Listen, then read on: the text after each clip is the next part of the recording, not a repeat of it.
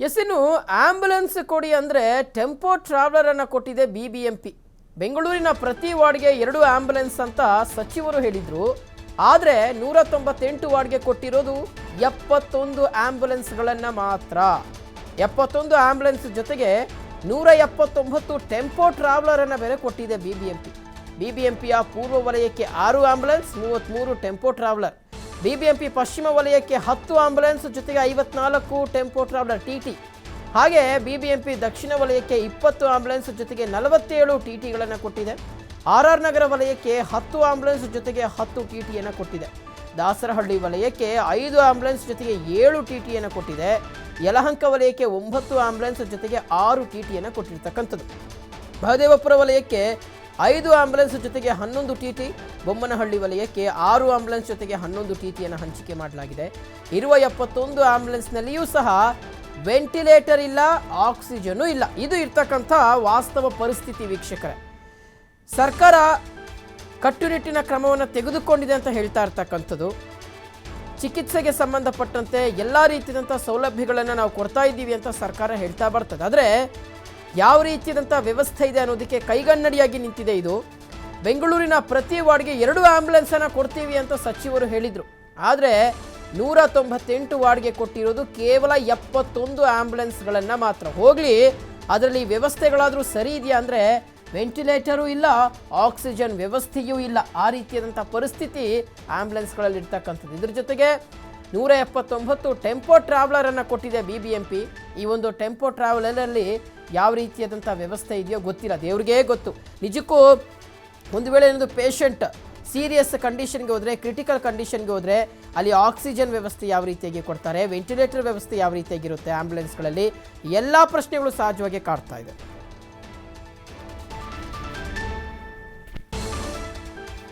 S, ಇದೇ ವಿಚಾರಕ್ಕೆ ಸಂಬಂಧಪಟ್ಟಂತೆ ಮತ್ತಷ್ಟು ಮಾಹಿತಿಯನ್ನು ನಮ್ಮ ಕರೆಸ್ಪಾಂಡೆಂಟ್ ವೀಣಾ ಕೊಡ್ತಾರೆ. ನೇರ ಸಂಪರ್ಕದಲ್ಲಿ ಜಾಯ್ನ್ ಆಗ್ತಾ ಇರ್ತಕ್ಕಂಥದ್ದು. ವೀಣಾ, ನಿಜಕ್ಕೂ ಸರ್ಕಾರ ಹೇಳೋದೊಂದು ಮಾಡೋದೊಂದು, ಸಾಕಷ್ಟು ಗೊಂದಲದ ಮಧ್ಯೆ ಈ ರೀತಿಯಾದಂಥ ಅವ್ಯವಸ್ಥೆ. ಒಂದು ಕಡೆ ರೋಗಿಗಳಿಗೆ ಸೂಕ್ತವಾದಂಥ ಚಿಕಿತ್ಸೆ ಸಿಗ್ತಾ ಇಲ್ಲ, ಬೆಡ್ಗಳು ಖಾಲಿ ಇಲ್ಲ, ಪರದಾಡುವಂಥ ಪರಿಸ್ಥಿತಿ. ಈತನ ಮಧ್ಯೆ ಆಂಬ್ಯುಲೆನ್ಸ್ ಆದರೂ ಸರಿಯಾಗಿದೆ ಅಂದರೆ ಅದರಲ್ಲೂ ಸಹ ಇದೇ ರೀತಿಯಾದಂಥ ಅವ್ಯವಸ್ಥೆ ಕಂಡು ಬರ್ತಾ ಇರ್ತಕ್ಕಂಥದ್ದು. ವೀಣಾ, ಶಿವಶಂಕರ್, ಏನು ಸರ್ಕಾರ ಅಥವಾ BBMP ಜನರ ಜೀವದ ಜೊತೆ ಚೆಲ್ಲಾಟವನ್ನು ಆಡ್ತಾ ಇದೆಯಾ ಅನ್ನುವಂತಹ ಪ್ರಶ್ನೆ ಮೂಡ್ತಾ ಇದೆ. ಯಾಕಂದರೆ ರಾಜ್ಯದಲ್ಲೂ ಕೂಡ ಸೋಂಕಿತರ ಸಂಖ್ಯೆ ಏರ್ತಾ ಇದೆ. ಇನ್ನು ಬೆಂಗಳೂರಲ್ಲಂತೂ ದಿನಕ್ಕೆ 1000 ಹತ್ತಿರ ಸೋಂಕಿತರು ಪತ್ತೆ ಆಗ್ತಾ ಇದ್ದಾರೆ. 10,000 ಗಡಿಗೂಟ ಬೆಂಗಳೂರಿನಲ್ಲಿ ದಾಟಿದೆ. ಸೊ ಅದ್ರ ಮಧ್ಯೆ ನಾವು ನೋಡಬೇಕು, ಬೆಂಗಳೂರಿನಲ್ಲಿ ಏನು ಸೋಂಕಿತರ ಸಂಖ್ಯೆಯನ್ನು ಕಡಿಮೆ ಮಾಡೋದಕ್ಕೆ ಸರ್ಕಾರ ಎಷ್ಟೇ ಹರಸಾಹಸ ಪಟ್ಟರೂ ಕೂಡ ಸಾಧ್ಯವಾಗ್ತಾ ಇಲ್ಲ. ಇನ್ನೊಂದು ಕಡೆ ಸರ್ಕಾರ ಹೇಳುತ್ತೆ ನಾವು ಎಲ್ಲ ರೀತಿಯಾದಂತಹ ವ್ಯವಸ್ಥೆಗಳನ್ನು ಮಾಡ್ಕೊಂಡಿದ್ದೀವಿ ಅಂತ ಹೇಳುತ್ತೆ.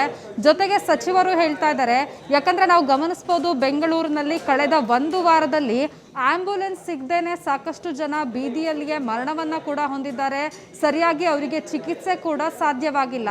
ಅಂದರೆ ಇವತ್ತು ಪಾಸಿಟಿವ್ ಅಂತ ಬಂದರೂ ಕೂಡ ಅವರು 1 ದಿನದವರೆಗೂ ಮನೆಯಲ್ಲೇ ಇರುವಂತಹ ಪರಿಸ್ಥಿತಿ ಕೂಡ ನಿರ್ಮಾಣವಾಗಿತ್ತು. ಇಂತಹ ಹಲವಾರು ಘಟನೆಗಳು ಕೂಡ ನಡೆದಿದೆ. ಸೊ ಹಾಗಾಗಿ ಸಚಿವರು ಏನು ಹೇಳಿದರು ಅಂದರೆ, ಏನು ಬೆಂಗಳೂರಿನಲ್ಲಿ 198 ವಾರ್ಡ್ಗಳಿದೆ, ಪ್ರತಿ ವಾರ್ಡ್ಗೂ ನಾವು 2 ಆಂಬ್ಯುಲೆನ್ಸನ್ನು ಕೊಡೋದಾಗಿ ಹೇಳಿದರು. ಆದರೆ ಸದ್ಯ ಬೆಂಗಳೂರಿನಲ್ಲಿ ಇರುವಂಥದ್ದು ಕೆಲವು ಅಂದರೆ ಕೇವಲ 71 ಆಂಬ್ಯುಲೆನ್ಸ್ಗಳು ಮಾತ್ರ. ಆದರೆ ಸಚಿವರೇನು ಹೇಳ್ತಾರೆ, ಒಂದು ಕಡೆ ಅವರು ಸುದ್ದಿಗೋಷ್ಠಿಯನ್ನು ನಡೆಸಿದಂತಹ ಸಂದರ್ಭದಲ್ಲಿ ನಾಳೆಯಿಂದಲೇ ಕೂಡ ಎಲ್ಲ ಆಂಬ್ಯುಲೆನ್ಸ್ಗಳು ಕಾರ್ಯವನ್ನು ನಿರ್ವಹಿಸ್ತವೆ, ಜೊತೆಗೆ ಅವುಗಳ ಒಂದು ಲೀಸ್ಟನ್ನು ಕೂಡ ಕೊಟ್ಬಿಡ್ತಾರೆ. ಸೊ ಆದರೆ ಅದು ಯಾವುದೂ ಕೂಡ ಇಂಪ್ಲಿಮೆಂಟ್ ಆಗ್ತಾ ಇಲ್ಲ. ಸದ್ಯ ಬೆಂಗಳೂರಿನಲ್ಲಿ ಕೇವಲ 71 ಆಂಬ್ಯುಲೆನ್ಸ್ಗಳು ಮಾತ್ರ ಇದೆ. ಜೊತೆಗೆ ನಾವು ಗಮನಿಸ್ಬೋದು, ಪ್ರತಿ ವರ್ಷ ಕೂಡ BBMP ಸಾವಿರಾರು ಕೋಟಿ ಬಜೆಟನ್ನು ಮಾಡುತ್ತೆ. ಸೊ ಈ ಬಾರಿ ಕೂಡ ಮಾಡಿದೆ. ಹಾಗಾದರೆ BBMP ಹತ್ರ ಹಣ ಇಲ್ವಾ ಆಂಬ್ಯುಲೆನ್ಸ್ನ ಖರೀದಿಗೆ ಅನ್ನುವಂಥದ್ದು ಪ್ರಮುಖ ಪ್ರಶ್ನೆ ಆಗುತ್ತೆ. ಯಾಕಂದರೆ ರೋಗಿಗಳೆಲ್ಲರೂ ಕೂಡ ಸರಿಯಾದಂತಹ ಚಿಕಿತ್ಸೆಯನ್ನು ನೀಡುವಂತಹ ನಿಟ್ಟಿನಲ್ಲಿ ಆಂಬ್ಯುಲೆನ್ಸನ್ನಾದರೂ ಕೊಡಿ ಅನ್ನುವಂಥದ್ದನ್ನು ಕೇಳ್ಕೊಂಡಿದ್ರು. ಆದರೆ ಸದ್ಯ ಆಂಬ್ಯುಲೆನ್ಸ್ ಬದಲಾಗಿ ಏನು TTಗಳನ್ನು ಯೂಸ್ ಮಾಡ್ಕೊಳ್ಳೋದಕ್ಕೆ BBMP ನಿರ್ಧಾರ ಮಾಡಿದೆ. ಹಾಗಾಗಿ 179 TTಗಳನ್ನು ಕೂಡ ಸೋಂಕಿತರನ್ನು ಶಿಫ್ಟ್ ಮಾಡೋದಕ್ಕೆ ಬಳಕೆ ಮಾಡೋದಾಗಿ ಹೇಳಿದೆ. ಆದರೆ ನಾವಿಲ್ಲಿ ಒಂದು ಪ್ರಮುಖವಾದಂತಹ ವಿಚಾರವನ್ನು ಗಮನಿಸಬೇಕಾಗತ್ತೆ. ಯಾಕಂದರೆ ಒಬ್ಬ ಸೋಂಕಿತ ವ್ಯಕ್ತಿಯ ಸಿಚುವೇಶನ್ ಹೇಗೆ ಬೇಕಾದರೂ ಕೂಡ ಇರ್ಬೋದು. ಯಾಕಂದರೆ ಕೆಲವರಿಗೆ ತುರ್ತು ಹಾಗಾಗಿ ಅವರಿಗೆ ಸೇವೆ ಬೇಕಾಗಿರುತ್ತೆ, ವೈದ್ಯಕೀಯ ಸೇವೆ ಬೇಕಾಗಿರುತ್ತೆ.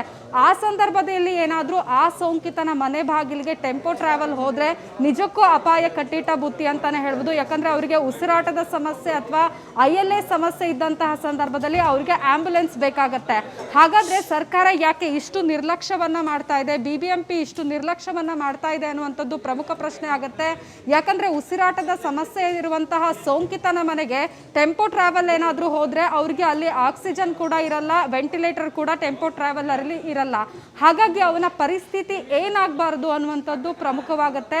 ಸೊ ಏನೋ ಒಂದ್ ಕಡೆ ಸರ್ಕಾರ ಹೇಳ್ತಾ ಹೋಗುತ್ತೆ, ಸಚಿವರುಗಳು ಕೂಡ ಹೇಳ್ತಾರೆ ಸೋಂಕಿತರ ಸಂಖ್ಯೆ ಎಷ್ಟೇ ಹೆಚ್ಚಾದ್ರೂ ಕೂಡ ನಾವು ರೆಡಿ ಆಗಿದ್ದೀವಿ, ಕೋವಿಡ್ ಕೇರ್ ಸೆಂಟರ್ಗಳನ್ನ ಮಾಡ್ಕೊಳ್ತಾ ಇದ್ದೀವಿ, ಅದು ಬೆಂಗಳೂರಿನಲ್ಲೂ ಎಲ್ಲಾ ರೀತಿಯಾದಂತಹ ಫೆಸಿಲಿಟಿಗಳನ್ನ ಕೂಡ ಮಾಡ್ತೀವಿ ಅಂತ.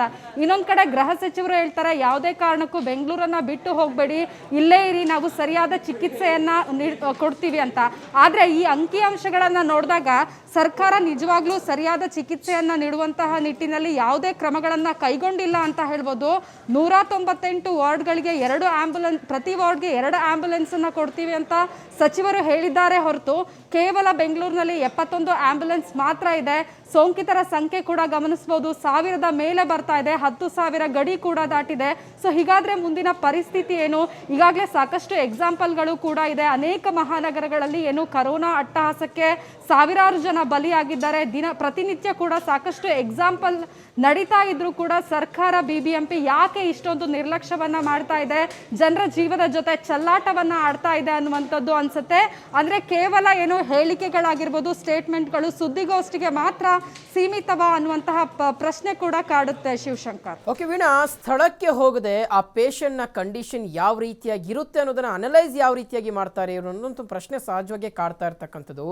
ಅವರೆಲ್ಲ ರೋಗಿಗಳು ಆಸ್ಪತ್ರೆಗೆ ಸೇರಿಸಬೇಕು ಅವರನ್ನು, ಅದನ್ನು ಬಿಟ್ಟು ಯಾವುದೋ ಟೂರ್ಗೋ ಅಥವಾ ಯಾವುದೋ ಎಕ್ಸ್ಕರ್ಷನ್ ಕರ್ಕೊಂಡು ಹೋಗೋ ಥರ ಟೆಂಪೋ ಟ್ರಾವೆಲರ್ಗಳನ್ನು ಕಳಿಸ್ಕೊಡುವಂಥದ್ದು ನಿಜಕ್ಕೂ ಸಾಕಷ್ಟು ವಿರೋಧಕ್ಕೆ ಕಾರಣವಾಗ್ತಾ ಇದೆ. ಇನ್ನು ಸರ್ಕಾರ ಮೊದಲನೇ ದಿನದಿಂದಲೂ ಸಹ ಇದೇ ರೀತಿಯಾದಂಥ ಎಡವಟ್ಟುಗಳನ್ನು ಮಾಡ್ಕೊಳ್ತಾ ಇರ್ತಕ್ಕಂಥದ್ದು. ಸಚಿವರು ಸಹ ಒಬ್ಬರು ಒಂದು ರೀತಿಯಾದಂಥ ಹೇಳಿಕೆಯನ್ನು ಕೊಟ್ಟರೆ ಮತ್ತೊಬ್ಬರು ಇನ್ನೊಂದು ರೀತಿಯಾದಂಥ ಹೇಳಿಕೆಯನ್ನು ಕೊಟ್ಟಿರ್ತಕ್ಕಂಥದ್ದು. ಸೊ ಈ ರೀತಿಯಾದಂಥ ಗೊಂದಲಗಳು ಯಾಕೆ ಅನ್ನುವಂಥದ್ದು ಸರ್ಕಾರದ ಮಟ್ಟದಲ್ಲಿ ಅಂತ ವೀಣಾ? ನಿಜಕ್ಕೂ ಶಿವಶಂಕರ್, ಎಲ್ಲೋ ಒಂದ್ ಕಡೆ ಸರ್ಕಾರ ಮತ್ತು ಸಚಿವರಲ್ಲಿಯೇ ಸಮನ್ವಯದ ಕೊರತೆ ಇದೆ ಅಂತ ಹೇಳ್ಬೋದು. ಇವತ್ತು ಕೂಡ ಅದೇ ರೀತಿ ಆಗಿದೆ. ಯಾಕಂದ್ರೆ ನಿನ್ನೆ ಒಂದ್ ಕಡೆ ಕಾನೂನು ಸಚಿವ ಮಾಧುಸ್ವಾಮಿ ಅವರು ಹೇಳ್ತಾರೆ ಅಂದ್ರೆ ರಾಜ್ಯದಲ್ಲಿ ಕಮ್ಯುನಿಟಿ ಸ್ಪ್ರೆಡ್ ಆಗಿದೆ ಅನ್ನುವಂಥದ್ದು, ಜೊತೆಗೆ ಇದು ಹೆಚ್ಚು ಆತಂಕವನ್ನ ಉಂಟು ಮಾಡ್ತಿದೆ ಅನ್ನುವಂತಹ ಒಂದು ಆತಂಕವನ್ನ ಕೂಡ ಅವರು ಹೊರ ಹಾಕ್ತಾರೆ. ಆದ್ರೆ ಇವತ್ತು CM ಸಭೆ ಬಳಿಕ ಆರೋಗ್ಯ ಸಚಿವ ಶ್ರೀರಾಮುಲು ಅವರು ಹೇಳ್ತಾರೆ ಅಂದ್ರೆ ನಮ್ಮ ರಾಜ್ಯದಲ್ಲಿ ಇನ್ನೂ ಕೂಡ ಕಮ್ಯುನಿಟಿ ಸ್ಪ್ರೆಡ್ ಆಗಿಲ್ಲ ಅಂತ ಹೇಳ್ತಾರೆ. ಆದ್ರೆ ನಾವು ಗಮನಿಸಬಹುದು ಸದ್ಯ ಏನು ಸೋಂಕಿತರಿದ್ದಾರೆ ಅದು ಎಲ್ಲಾ ವರ್ಗಗಳಲ್ಲೂ ಕೂಡ ಈ ಒಂದು ಸೋಂಕು ದೃಢಪಟ್ಟಿದೆ. ಒಂದ್ ಕಡೆ ಕರೋನಾ ವಾರಿಯರ್ ಆಗಿ ಸೇವೆಯನ್ನ ಸಲ್ಲಿಸ್ತಿರುವಂತಹ ವೈದ್ಯರಾಗಿರ್ಬೋದು, ನರ್ಸ್ ಆಗಿರ್ಬೋದು, ಪೊಲೀಸರಾಗಿರ್ಬೋದು, ಜೊತೆಗೆ ಮಾಧ್ಯಮದವರು, ಹಾಗೆ ಇನ್ನು ಕೂಲಿ ಕಾರ್ಮಿಕರು, ಎಲ್ಲಾ ವರ್ಗಗಳಲ್ಲೂ ಕೂಡ ಸೋಂಕು ದೃಢಪಟ್ಟಿದೆ. ಹಾಗಿದ್ರೂ ಕೂಡ ಸರ್ಕಾರ ಯಾಕೆ ಕಮ್ಯುನಿಟಿ ಸ್ಪ್ರೆಡ್ ಆಗಿಲ್ಲ ಅನ್ನುವಂಥದ್ದನ್ನ ಕೆಲವರು ಹೇಳ್ತಾರೆ ಅನ್ನುವಂಥದ್ದೇ ಅರ್ಥ ಆಗ್ತಾ ಇಲ್ಲ. ಜೊತೆಗೆ ನಾವು ಬೆಂಗಳೂರನ್ನ ಗಮನಿಸಿದ್ರೆ ಪ್ರತಿನಿತ್ಯ ಏನು 1000 ಅಂಚಿನಲ್ಲಿ ಏನು ಸೋಂಕಿತರು ಕಂಡು ಬರ್ತಾ ಇದ್ದಾರೆ, ಅವರ ಟ್ರಾವೆಲ್ ಹಿಸ್ಟ್ರಿಯನ್ನ ಪತ್ತೆ ಹಚ್ಚೋದಕ್ಕೂ ಕೂಡ BBMPಗೆ ಸಾಧ್ಯವಾಗ್ತಾ ಇಲ್ಲ. ಹಾಗಾದ್ರೆ ಅಂದ್ರೆ ಒಬ್ಬ ವ್ಯಕ್ತಿಗೆ ಅವರಿಗೆ ಹೇಗೆ ಸೋಂಕು ತಗಲಿತು ಅನ್ನುವಂಥದ್ದನ್ನೇ ಗೊತ್ತಾಗ್ತಿಲ್ಲ ಅಂದಮೇಲೆ ಕಮ್ಯುನಿಟಿ ಸ್ಪ್ರೆಡ್ ಆಗಿಲ್ಲ ಅನ್ನುವಂಥದ್ದನ್ನ ಯಾಕೆ ಹೇಳ್ತಾ ಇದ್ದಾರೆ? ನಿಜಕ್ಕೂ ಸರ್ಕಾರ ಜನರ ಜೀವದ ಜೊತೆ ಚೆಲ್ಲಾಟ ಆಡ್ತಾ ಇದೆಯಾ ಅಂತ ಅನ್ಸುತ್ತೆ. ಯಾಕಂದ್ರೆ ಲಾಕ್ಡೌನ್ 1ರಲ್ಲಿಯೇ ಈ ಎಲ್ಲಾ ವ್ಯವಸ್ಥೆಗಳನ್ನ ಮಾಡ್ಕೊಳ್ಬೇಕಿತ್ತು. ಅಂದ್ರೆ ರಾಜ್ಯದಲ್ಲಿ ಇನ್ನೂ ಕೂಡ ಸೋಂಕಿತರ ಸಂಖ್ಯೆ ಹೆಚ್ಚಾಗುತ್ತೆ ಅನ್ನುವಂತಹ ಆತಂಕಕಾರಿ ಮಾಹಿತಿಯನ್ನ ಈ ಹಿಂದೆಯೇ ತಜ್ಞರು ಹೇಳಿದ್ರು. ಹಾಗಾಗಿ ಲಾಕ್ಡೌನ್ 1.0 ಏನಿದೆ ಆ ಸಂದರ್ಭದಲ್ಲಿ ವೈದ್ಯಕೀಯ ಸೌಲಭ್ಯ ಆಗಿರ್ಬೋದು ಅಥವಾ ಕೋವಿಡ್ ಕೇರ್ ಸೆಂಟರ್ಗಳಾಗಿರ್ಬೋದು ಮತ್ತು ಆಂಬ್ಯುಲೆನ್ಸ್ ವ್ಯವಸ್ಥೆ ಎಲ್ಲವನ್ನ ಕೂಡ ಸರ್ಕಾರ ಮಾಡ್ಕೋಬೇಕಿತ್ತು. ಆದ್ರೆ ಸರ್ಕಾರ ಆಗ ಸುಮ್ಮನೆ ಕೈಕಟ್ಟು ಕುಳಿತಿತ್ತು ಅಂತಾನೆ ಹೇಳ್ಬೋದು. ಈಗ ಏನು ಸೋಂಕಿತರ ಸಂಖ್ಯೆ ಹೆಚ್ಚಾಗ್ತಾ ಇದೆ, ಕಂಟ್ರೋಲ್ ಮಾಡೋದಕ್ಕೂ ಸಾಧ್ಯವಾಗ್ತಾ ಇಲ್ಲ. ಜೊತೆಗೆ ಯಾವುದೇ ರೀತಿಯಾದಂತಹ ವೈದ್ಯಕೀಯ ಸೌಲಭ್ಯ ಕೂಡ ರಾಜ್ಯದಲ್ಲಿ ಇಲ್ಲ. ಸೊ ಹಾಗಾಗಿ ಇದು ಹೆಚ್ಚು ಆತಂಕವನ್ನ ಉಂಟು ಮಾಡ್ತಾ ಇದೆ. ಅದರಲ್ಲೂ ಬೆಂಗಳೂರಿನಲ್ಲಿ ಏನು ಸೋಂಕಿತರಿಗೆ ಸರಿಯಾದಂತಹ ಚಿಕಿತ್ಸೆ ಸಿಗ್ತಾ ಇಲ್ಲ, ಇನ್ನು ಆಸ್ಪತ್ರೆಗೆ ಶಿಫ್ಟ್ ಆಗುವಂತಹ ಸಂದರ್ಭದಲ್ಲಿ ಅವರಿಗೆ ಆಂಬ್ಯುಲೆನ್ಸ್ ಕೂಡ ಸಿಗ್ತಾ ಇಲ್ಲ. ಈ ಸಂದರ್ಭದಲ್ಲಿ ಆಂಬ್ಯುಲೆನ್ಸ್ ನ ಅವಶ್ಯಕತೆ ಹೆಚ್ಚಿದ್ರೂ ಕೂಡ ಬೆಂಗಳೂರಿನಲ್ಲಿ ಕೇವಲ 71 ಆಂಬ್ಯುಲೆನ್ಸ್ ಮಾತ್ರ ಇರುವಂತದ್ದು ನಿಜಕ್ಕೂ ಕೂಡ ಆತಂಕವನ್ನ ಹೆಚ್ಚು ಮಾಡ್ತಿದೆ ಶಿವಶಂಕರ್. ಧನ್ಯವಾದ ತಮ್ಮೆಲ್ಲ ಮಾಹಿತಿಗಾಗಿ.